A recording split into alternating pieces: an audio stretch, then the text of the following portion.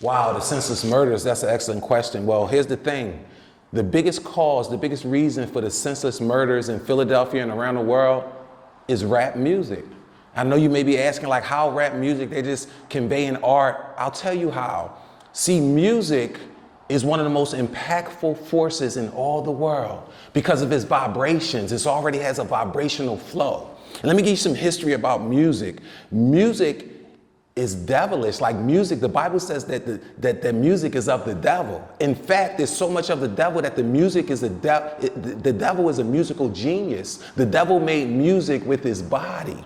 So what happens is that when we're putting out these words and things like that, these killing words and lyrics, and these devilish words and lyrics, these hateful words and lyrics, and you got kids that are reciting these things, it's working towards manifestation. And these kids, and not even just kids, adults that are reciting these musical lyrics, they don't realize that they're coming closer to manifesting what they're actually saying. And here's worse, the artists are manifesting them even more. That's why you see these artists and things getting killed. Music is the biggest force that's creating the murders in our society. It's the lyrics of the rap music. Now listen, I'm not coming at the artists. You're being used to convey these messages, to give this poison to the world. It's not your fault, but you're still in the midst of the turmoil. You're part of the problem. Music is the biggest reason for all the murders around the world.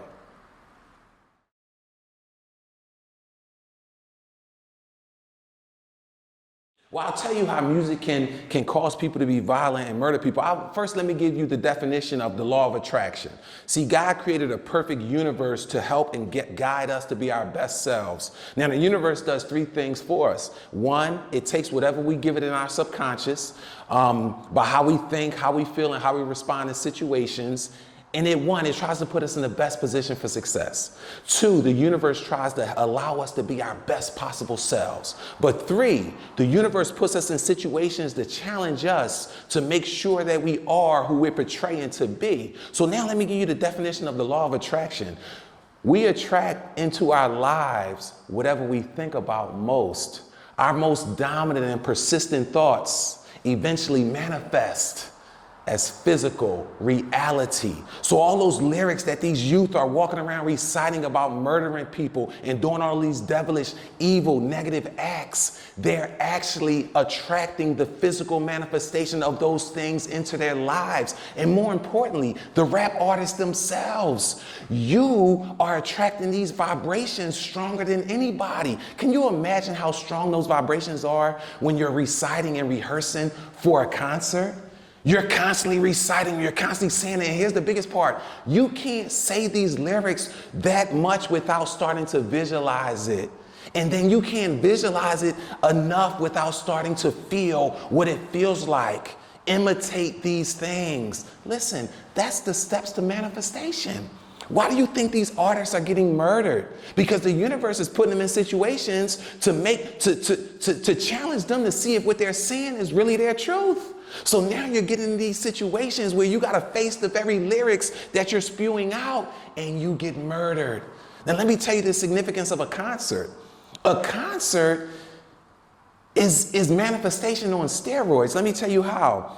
There's a scripture that says, when two or more are gathered in my name, so am I in the midst. Meaning that when two or more people get together with God in the foundation, with God as the center, they create a powerful God that's stronger than both of them there. They create a source of power that's stronger than them. Well, it's not just spiritual. Remember, it's polarity. You can't have North Pole without South Pole. You can't have good without evil. So that's the spiritual version.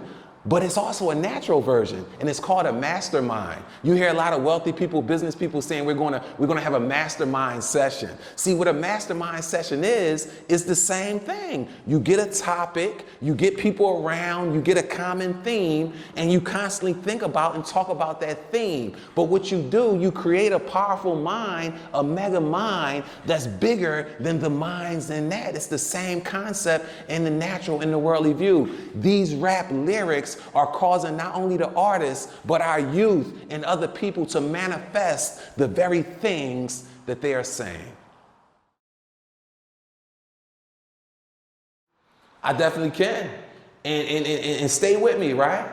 We made a big deal. We had an epidemic called the crack cocaine epidemic, right? In the 80s and 90s. Now we have an opioid epidemic, right? Check this out. Rap music and the lyrics are more deadly, more detrimental than both the crack cocaine epidemic and the opioid epidemic combined. And here's why.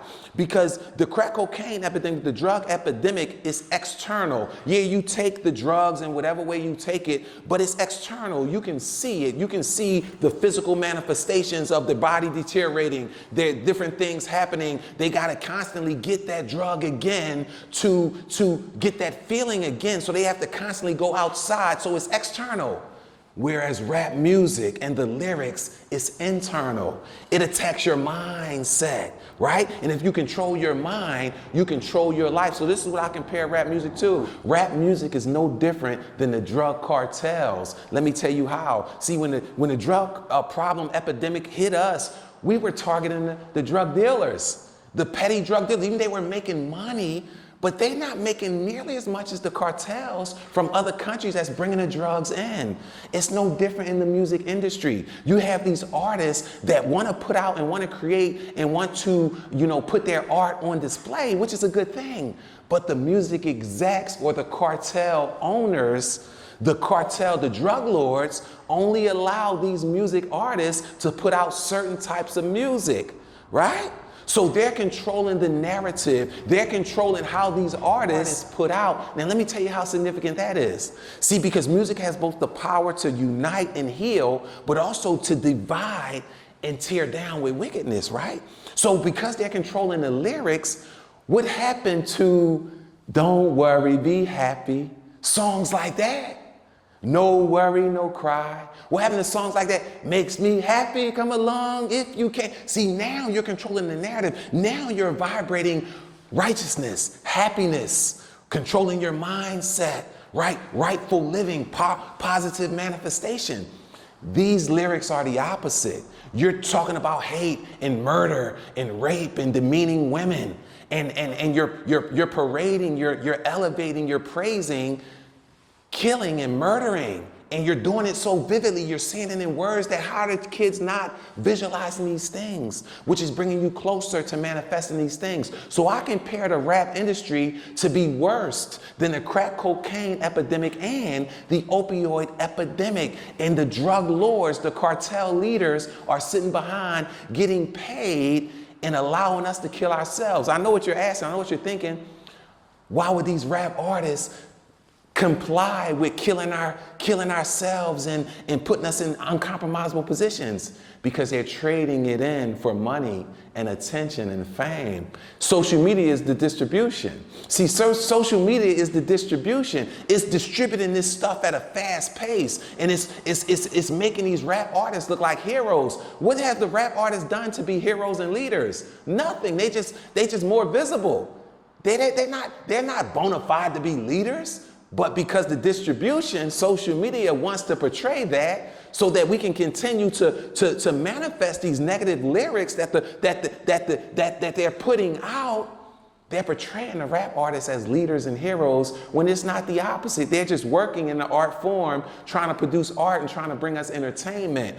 Where did we go wrong in which we're now talking about lyrics that are killing us and killing our youth, and more importantly, killing the artist? And let me tell you what a concert is. That's corporate manifestation.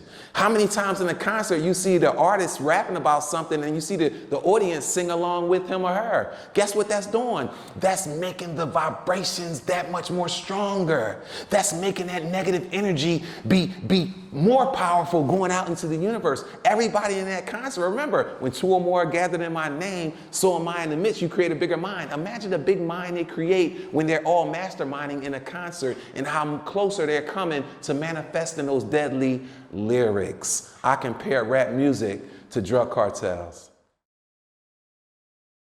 Wow, that's a great question, and I ponder this, and there's many solutions, just like there's many causes of this senseless murders and violence and things.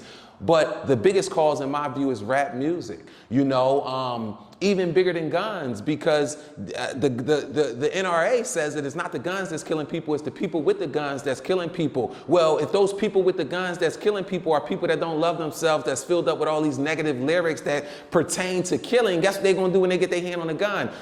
Remember what your subconscious does, what the universe does. It takes what you give it in your subconscious, so it's taking all those lyrics that you've been reciting, it's taking all those killing visualizations that you've been doing, and it's putting those in your forefront, because it's in your subconscious, and you're taking that gun and you're killing somebody else that looks like you because you really don't love yourself and you're too much of a coward to bang yourself, what you really should do, and get yourself out the way. So instead, what you're going to do, you're going to go kill someone that looks just like you. And that, you got to be accountable for that. But I know the source is the music. The solution, you have to change the lyrics to the music. Here's the thing, you have to change the lyrics to the music, because the music is like a code. You tell people what to listen to, what to think, and how to think it, how to carry it out. That's not what cults do. And what cults do, they control your mind, control how you think, they control your entire life. That's what the music is doing, and the distribution, which is social media, is co-signing on this. The record execs, which is the cartel heads,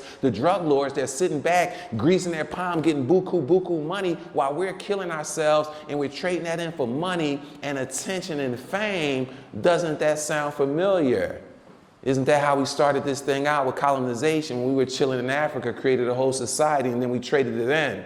Listen, without a vision, the people perish. If you don't know where you're going, if you don't stand for something, you fall for anything. If you don't know your history, you're bound to repeat it, my friend. We have to change the lyrics in these rap songs in order to manifest more positivity. Where's R&B music? Where did that go? See, they knew that this was the road to get us to thinking the wrong way, so we can kill, so we can implode and kill ourselves. Let me tell you this, right? Guess what was the test subjects to see if this really worked? Biggie and Tupac. See, the great mind is the mind that can simplify all things. Not only do I understand all this, I feel it all. I'm connected totally to the source. See, here's the thing. The great mind is the mind that can simplify all things. See, I not only understand this, but I feel it. I'm totally connected with God, the source. Like, I had to go through some devastating things. I lost a lot, millions, in order to be humbled, in order to be totally aligned with my source, so that I can carry out my responsibility, my purpose in life. So here's the thing. The reason I'm saying youth are the primary sources that are impacted by this rap music lyrics is because the older mind has had more experiences. They're more knowledgeable, so they can take that information and they can sort through it and understand that it's only entertainment. So they don't internalize it. They don't let it penetrate their soul in a negative sense. But a young child, a high schooler, all they do is walk around all day reciting these lyrics. And guess what happens when a high schooler get depressed, or when they feel like suicidal, when they feel like the world is turning in on them? They recite rap music. You know why? Because it brings them closer to that artist that they're portraying as a hero. So in that moment, the youth feels like a hero, never realizing that they're coming closer and closer to their demise, because they're manifesting these rap lyrics that they're rehearsing, and it's not even close to the impact that these lyrics are having on the artist. How powerful do you think that is when you're practicing for a concert? Why you think they made your biggest money getter a concert? They know what they're doing. They want you to get into this corporate manifestation, this corporate masterminding, so we can continue to kill ourselves, kill each other, and kill our generation. We're killing the deposit that our ancestors died for and sacrificed for. The rap lyrics have to change, because rap music is killing our youth. See, the biggest cause of senseless murders is basically rap music. Listen, I'm not coming at the artist or anything. It's just the rap music in itself. You got to understand the nature of music.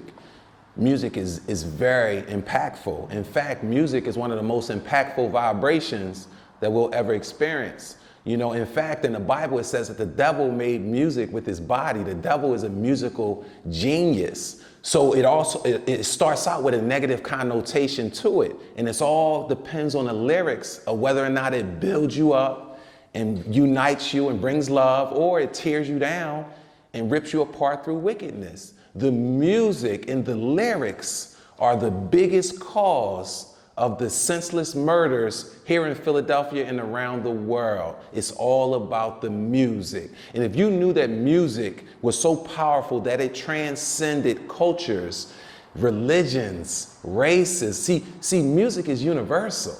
So what that means is that music has a powerful force to unite people over the biggest differences, even like race and culture and religion. Music is so powerful that it penetrates your soul. And that's why you have to be careful in the music you listen to and the music that you recite. Music is the biggest reason for the senseless murders in our world. Hey, what's up, everybody? This is Dr. Mark Baxter coming right at you, right? The greatest motivator in the world, right? It's all about the mindset, right? Because if you control your mind, you control your life. I appreciate all the support. Continue to follow me on all the social media networks. I'm Dr. Mark Baxter on YouTube and Instagram, but also I'm just Mark Baxter on Facebook, a couple other platforms. I'm High Vibrations only on TikTok. But more importantly, I'm a man of God, right? I'm coming right at you. I'm pure. I'm healed. I'm intact with my emotions. Like I'm a pure man. I'm a leader. And I'm the greatest motivator in the world. So let's keep going. Let's change the world. Let's be our best selves, starting from the mind, from the inside out. Thank you.